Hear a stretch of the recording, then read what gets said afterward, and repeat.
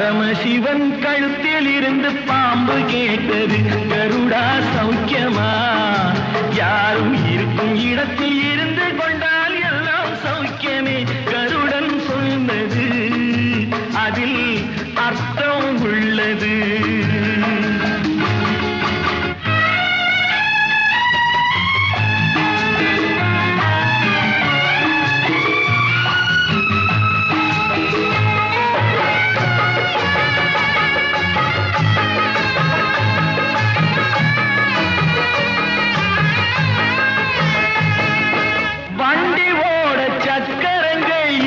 மட்டும் வேண்டும், அந்த இரண்டில் ஒன்று சிறியதென்றால் எந்த வண்டி ஓடும்?